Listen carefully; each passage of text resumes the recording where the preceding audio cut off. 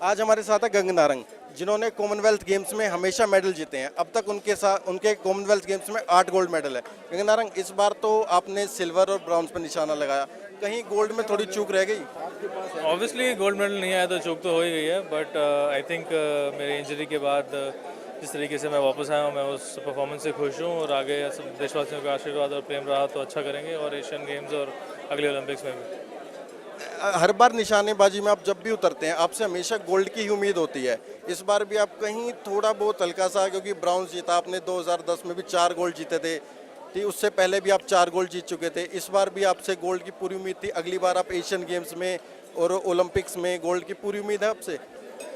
जिस भी Commonwealth game जिस भी इवेंट में मैंने मेडल जीता है मैं सफल रहा हूँ और ये सब देशवासियों का प्रेम और आशीर्वाद है और आगे भी ऐसे ही आशीर्वाद रहा, मेहनत पूरी रहेगी और कुछ ना कुछ लाने की कोशिश जरूर करते हैं भारतीय खिलाड़ी।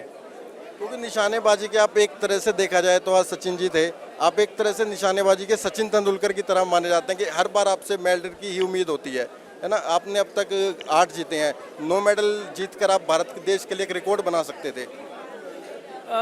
ये बात मुझे पता नहीं थी कि मैं रिकॉर्ड बना सकता था, बट जब एक खिलाड़ी मैदान में उतरता है तो वो हमेशा अपना बेस्ट देने के लिए उतरता है। ये नहीं सोचते कि इससे रिकॉर्ड बनेगा या कुछ टूटेगा किसी का रिकॉर्ड।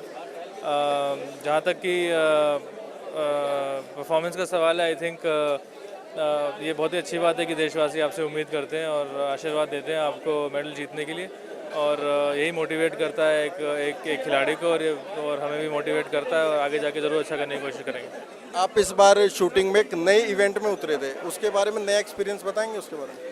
वेल इवेंट तो नया नहीं था, मैं पहले खेल चुका हूँ ये इवेंट, बट हाँ इस इवेंट में पहला इंटरनेशनल मेडल मेरा ज़रूर था और मैं इस बात से खुश हूँ कि मैं जिस भी इवेंट में उतरा हूँ अभी तक उससे कुछ ना कुछ मेडल तो ज़रूर आया है। तो आई थिंक आफ्टर इंजरी जो है ये मेरे लिए काफ़ी